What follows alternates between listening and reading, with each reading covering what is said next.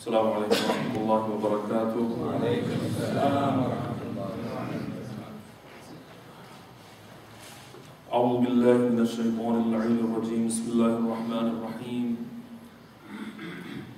Alhamdulillahi rabbil alameen. As-salatu was-salamu ala ashrafil anbiya'i wal mursaleen. Sayyidina wa nabiyyina wa maulana wa maula al-kawnayn. رسول الثقلين جد الحسن والحسين بالقاسم المصطفى محمد اللهم صل على محمد وآل محمد وآله الطيبين الطاهرين المعصومين المظلومين المكرمين المطهرين المنتجبين المنتخبين والعاقبة للمتقين والجنة للمطيعين والنار للعاصين واللعنة الدائمة الباقية على أعدائهم من الآن إلى قيام يوم الدين. أما بعد فقد قال الله سبحانه تبارك وتعالى في محكم كتابه الكريم وهو أصدق القائلين وقوله الحق. بسم الله الرحمن الرحيم. قل لا أسألكم عليه أجرا إلا المودة في القربى. اللهم صل على محمد وآل محمد. بسم الله الرحمن الرحيم. رب اشرح لي صدري ويسر لي أمري واحلل عقدة من لساني يفقهوا قولي. Dear brothers and sisters, first of all, I would like to congratulate the Imam of our time, Imam Zaman alayhi salam. اللهم صل على محمد وآل محمد. Secondly, all the mu'mineen, especially you who are present here to celebrate the birth anniversary of our second Imam, Imam Hasan Mujtaba alayhi salam. اللهم صل على محمد وآل محمد. Allah subhanahu wa ta'ala in the ayah قُلْ لَا أَسْأَلُكُمْ عَلَيْهِ أَجْرًا إِلَّا الْمَوَدَّةَ فِي الْقُرْبَى clearly says, he has asked the Prophet sallallahu alayhi wa sallam اللهم صل على محمد وآل محمد. to give this message to all the mu'mineen, to all the Muslimeen, that Allah subhanahu wa ta'ala does not demand anything. He does not need actually anything from anybody as a recompense, as a reward for the risalat of for the risalat of the Prophet sallallahu alayhi wa sallam. اللهم صل على محمد وآل محمد. The only thing that Allah subhanahu wa ta'ala wants from us is the love of Ahlul Bayt alayhi salam. Illal mawaddata fil qurba. He wants only mawaddat from us. So one of the ways of expressing one's love and mawaddat towards somebody is to remember him. When you love somebody, you remember him much, or by your remembrance you show or express your love. So today we will remember our second Imam, because tomorrow is the day of his birthday or his birth anniversary. And when we celebrate these occasions, birth anniversaries of our Aimma alayhi salam or wafats of our Aimma alayhi salam, these are actually a blessing for us from Allah subhanahu wa ta'ala. Why? Because these occasions provide us with the opportunities to get closer to Allah subhanahu wa ta'ala by remembering these personalities. So this Imam is again one of the ideals for us. He is an inspiration for us, and he is one of those who has shown us the right path. And Imam is among the greatest personalities of Ahlul Bayt alayhi salam, one of the greatest personalities. His wiladat brought a lot of joy to the family of Ahlul Bayt alayhi salam, especially to our Prophet sallallahu alayhi wa sallam.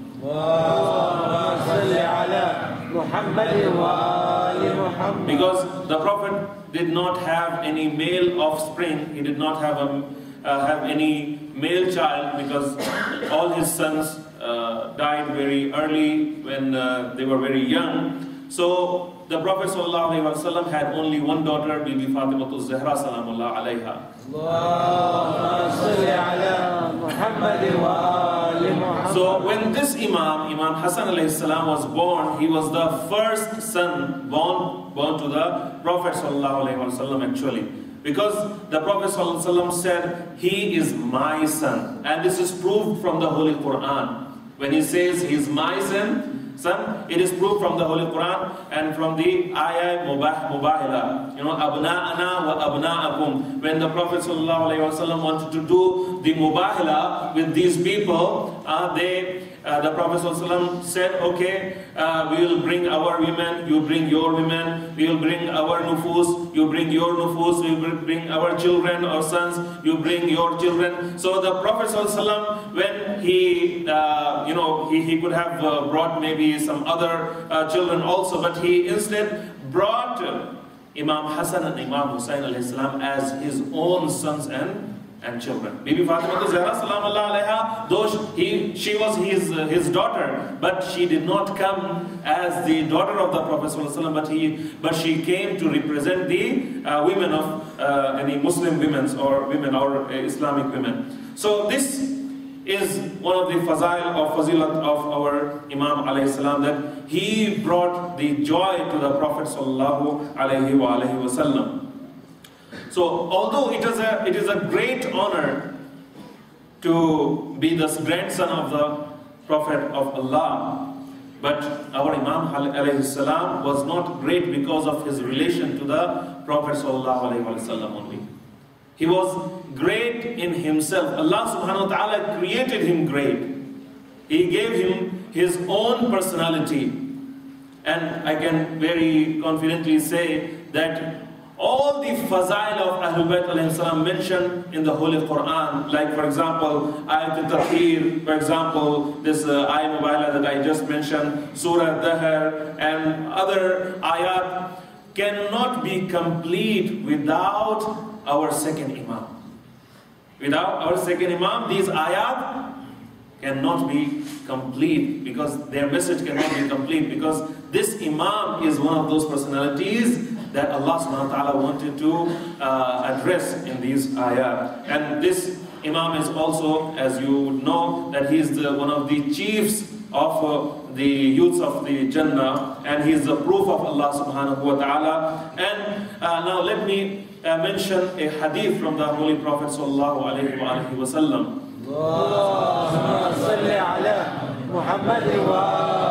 And this hadith clearly shows us the importance or the fazilat of our Imam.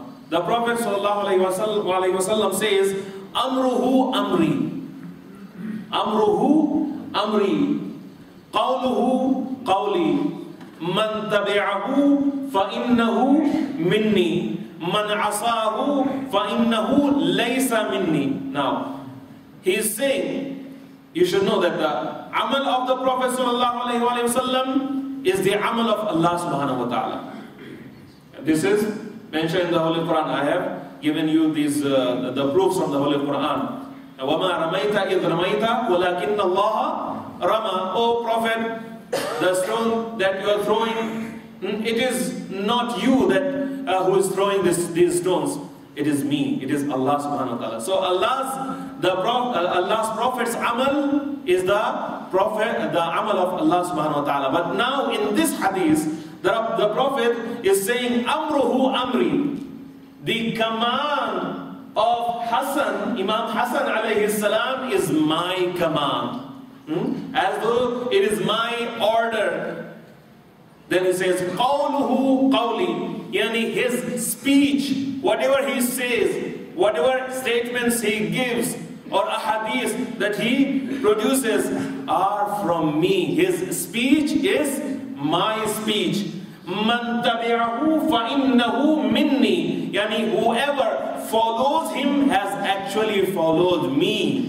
And if you are following Imam Hasan alayhi salam, you are following the Prophet of Allah subhanahu wa ta'ala. This is the statement of our Prophet. And then he says, Man asahu fa innahu laysa minni. And whoever disobeys him is not from me. He is not one of the Muslimin. He is not from the Mu'mineen. Then, so we should not forget, we should not even think even for a moment that the Prophet ﷺ is saying all these things out of grandson love or any love of grandson and grandfather. No, it's not that love. This love that the Prophet ﷺ is expressing, it is the love, or it is actually a duty from Allah subhanahu wa ta'ala that he has been entrusted by Allah subhanahu wa ta'ala, because he does not give any statement from his own. It is always from Allah subhanahu wa ta'ala. Now again, another hadith, it says,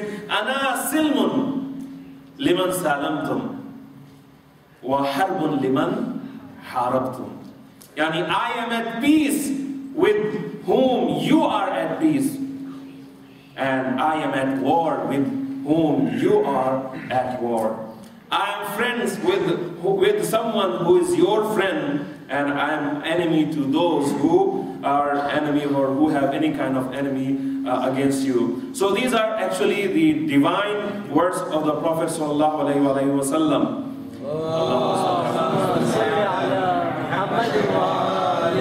Now, there is a very strange thing about some of the Muslimin, some Muslims, who claim to be the lovers of Ahlul Bayt alayhim salam. If you go to any Muslim, you would say, I love Ahlul Bayt alayhim salam. But we don't understand what kind of love this is, because these people do not follow this hadith of the Prophet sallallahu alaihi wasallam. The Prophet says, Ana silmun liman salamtum wa harbun liman harabtum. So when there are some people who are against the Ahlul Bayt alayhim salam, let me give you the example from Imam Hasan alayhi salam. Imam Hasan alayhi salam had to do sulh with Muawiyah. Muawiyah, la'natullah alayh, who actually got Imam Ali alayhi salam killed, and he was the sabab, and he also actually murdered Imam Hasan alayhi salam. So these Muslimin, on the one hand, they say that they love Ahlul Bayt alayhi salam, but on the other hand, they say that these Sahaba are radiyallahu anhu. Yani may Allah be pleased with them. But I don't understand this logic, and I think you should also think about it, ponder over it. What kind of logic is this? That you put a murderer, a killer, and the murdered one in the same place. And we are talking about Jannah. They say, radiyallahu anhum, may Allah be pleased with them. How could Allah subhanahu wa ta'ala be pleased with such people who are killing the Ahlul Bayt alayhim salam? So it is very, very strange thing from these people. So either you can love Ahlul Bayt alayhim salam, or you can be on the side of the enemies of Ahlul Bayt alayhim salam. Either you can be on the side of oppressors or on the side of oppressed ones. So why now this question comes to our mind? Why Allah subhanahu wa ta'ala, why did He make their love compulsory and wajib for us? Why would Allah subhanahu wa ta'ala make their love wajib? Perhaps the reason is, and it is mentioned by many ulama, they say when Allah subhanahu wa ta'ala made their love incumbent and wajib upon us, He definitely had a reason. Nothing is without any reason. And the reason, then they say, when a Muslim love Ahlul Bayt alayhim salam, then he will automatically emulate or follow their character as well. Because if you love someone, you automatically and involuntarily adopt his character, his kirdar. You try to look like him. You try to do things that please him and avoid things that annoys him or he does not like. So this expression of our love for Ahlul Bayt alayhimus salam should not be just empty rhetoric. It should not be just verbal. When we are loving Ahlul Bayt alayhimus salam, when we show our love for Ahlul Bayt alayhimus salam, we should try to adopt their amal also, their culture, their kirdar also, their character also. We should try to show through our character that we are the lovers of Ahlul Bayt alayhimus salam. And if, for example, a mu'min is giving the statement or proclaiming the love of Ahlul Bayt alayhimus salam, but by his amal he is showing the amal of the enemies of the Ahlul Bayt alayhimus salam, then he cannot be a true lover of Ahlul Bayt alayhimus salam, because he cannot be on the side of a zalim and mazloom at the same time. And Ahlul Bayt alayhimus salam were the mazloomin, and they always supported the mazloomin. They always helped the mazloomin. They always tried to create a kind of environment where everybody lived on the same level, in the same environment where nobody could oppress anybody else. So we cannot align ourselves with the zalimeen. We cannot align ourselves. We have to be on the side of Ahlul Bayt alayhimus salam and go against the zalimeen actually, or work against the zalimeen. Now, Imam alayhi salam, he was so wealthy. It is mentioned that he was very, very rich, but at the same time he would live a very simple life. He is an ideal for us. And it is mentioned that he gave half of his wealth 3 times in the way of Allah subhanahu wa ta'ala. 3 times. Okay, there is a very interesting hadith from our Imam. He says, it's a very big lesson for us because it is the month of Ramadan. I thought this hadith would be a very adequate hadith for us to remember and know. Imam says, "Ajibtu liman yatafakkaru fi ma'kulihi wala yufakkiru fi ma'kulihi." Ajibtu. Imam is using the word ajib. In Urdu we say ajib. In Arabic we use ajib, and Farsi also. So I think in Gujarati also we use this ajab word all the time. So ajab means, or ajib means to be surprised in a way. So Imam is saying, I'm surprised at someone who thinks about what he eats all the time and does not think about what actually if we translate it in a simple verse, it would be, and he thinks about the food of his stomach, he does not think about the food of his brain. Ajibtu liman yatafakkaru fi ma'kulihi. And Imam is telling us that there are some whose only thought or thinking is about their stomach. They take utmost care of their stomach. They are very particular about their food. They would not eat everything. And if the doctor has said or told them not to eat a particular ghiza or food, they would never touch that food. And if they have some kind of ailment or bimari, they will not touch a particular kind of food because they know that this food is going to harm them. So Imam is saying this person is so careful about his food, this food that is actually about for his body, but he says, Imam is saying that he does not care about the food of his brain and soul and nafs, etc. So in fact, he feeds, actually, if we apply this rule, we can see that today people are feeding their minds, their thoughts, their brains with poisonous things. Poisonous food. And this person never actually cares what is going inside his brain. He wants to run away from the ailments of the body, from, for example, cancer, AIDS, etc. But when it comes to the ailments of the ruh and soul, he does not even care about them.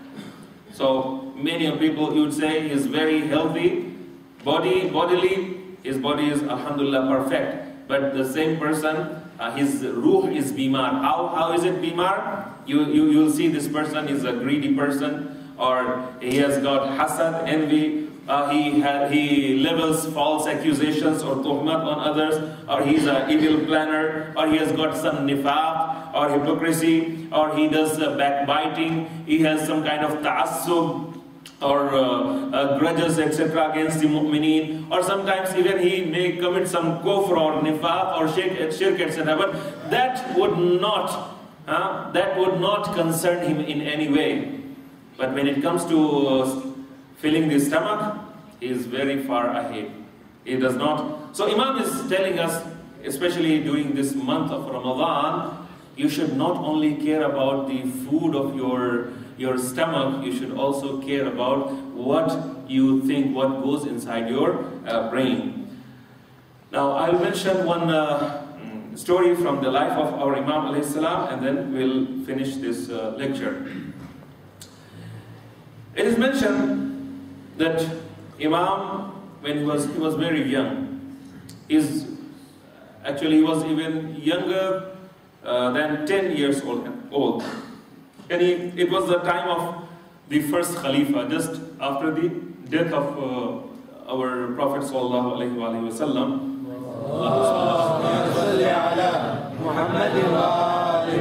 A Badu Arab or Bedouin came to this Khalifa, so-called Khalifa, and he said, "Oh Khalifa, I've eaten an egg of an ostrich, and so there is no problem with that. You can eat maybe an egg of the ostrich." But he said, "I ate it in the state of ihram." In the state of ihram, you know, ihram, when you are wearing ihram, you are not allowed to hunt. You cannot hunt, or you cannot even kill a mosquito or any. So, eating this egg, and this egg was in the Sahara, a desert. So it is like hunting. It is regarded as hunting. So this Khalifa, he said, "This is the first time someone asking me this question, and I don't know the answer." So he said, "Okay, go to the second one, second in line." So he went to the second in line, and he, according to them, and asked the same question. He said, "I don't know, I've never heard about this question." So he sent him to Abdul Rahman bin Auf. So Abdul Rahman, he did not know about this any question also. So he said, "Alayka bil asla." Alayka bil asla. You know, it's actually a derogatory term for Imam Ali alayhi salam. Asla is a person who does not have hair on the front part of his head. So he's actually referring this person to Imam Ali alayhi salam, but at the same time he's insulting him, or you know. So, but despite their hatred for Imam Ali alayhi salam, they could not avoid Imam Ali alayhi salam, because you know, then they will be stuck, and they have recognized it, so acknowledged it so many times. Yani, Lawla Aliyun la halaka fulan, Lawla Aliyun. You heard about this. So this man came to Imam Ali alayhi salam, this Bedouin, and he presented his question to the Imam. The Imam said, "I will not answer your question. Go to those two boys." Imam said, "Sal ayyal ghulamayn shifta." Yani these two boys, you ask from any of the two. So he went to Imam Hasan alayhi salam. You know, Imam Hasan alayhi salam, who is just 8 years old, not more than 8 years old. And he came to the Imam and he explained to the Imam everything, that he went to these people and they could not answer his question, and this is his question. Imam replied, he said, "Do you have a female camel, naqa?"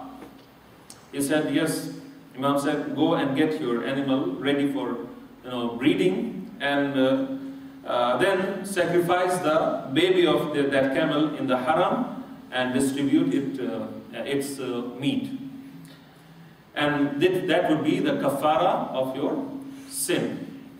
Imam Ali alayhi salam, and he was sitting there, and he saw that Imam Hasan salam is replying him in this way. So he himself asked the Imam now. He said, "Oh Hasan, you said that he should go and sacrifice this baby. But what if this baby, this camel, has a miscarriage kind of? If this baby is not born." Imam Hasan Islam immediately replied. He said, because it is also possible, and he has eaten that egg, but it would have been possible that that egg would be spoiled. यानी हो सकता है कि वो अंडा भी खराब होता जिस तरह से जो है वो. So Imam Ali al-Islam became very happy, and he said, this is the same answer that Sulaiman ibn Dawood gave. So Alhamdulillah, Imam al-Islam at that age, Imam, and this is just one story. There are many other stories where Imam Ali alayhi salam was referring others to go to Imam Hasan alayhi salam. There is a very interesting riwayat from our fourth Imam about Imam Hasan alayhi salam. This riwayat says, إن الحسن بن علي بن أبي طالب كان أعبد الناس في زمانه وأزهدهم وأفضلهم وكان إذا حج ماشيا وربما مشى حافيا. It's a long riwayat. I'm not reading the Arabic part. Imam Zainul Abidin says Imam Hasan bin Ali was the most devout worshipper of Allah of his time, most zahid, ascetic, and most virtuous. Every time he would go for Hajj, he would go walking, and sometimes he would walk even barefoot. Whenever there was a mention of death before him, he would burst into crying. Whenever grave was mentioned, he would cry. If resurrection, yani ma'ad or qiyamat, was mentioned, he would cry. Whenever walking on the sirat was mentioned, he would cry. Whenever appearing in front of Allah subhanahu wa ta'ala on the day of judgment would be mentioned, he would cry bitterly and faint. When he would pray, his body would shake fiercely in front of his Lord with fear. When Jannat and Jahannam would be mentioned before him, he would twist and turn like a snake-bitten person, and he would ask for Jannat and would seek Allah's refuge from the hellfire.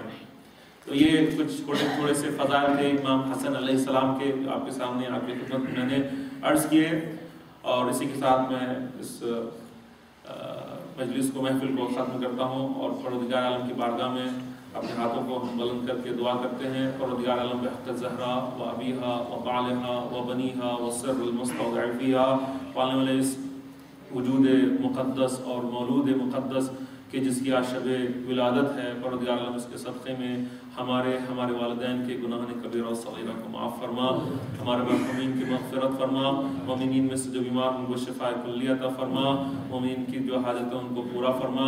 पालने वाले हक़ मोहम्मद व आले मोहम्मद के इस वक्त शियान हैदर करार बहुत मुश्किलों में हैं, और ख़ास तौर से जो है वो ज़ैनबिया का जो एरिया है, जनाब ज़ैनब का रोज़ा जो है उसके ऊपर हमला हुआ है, आपको पता है.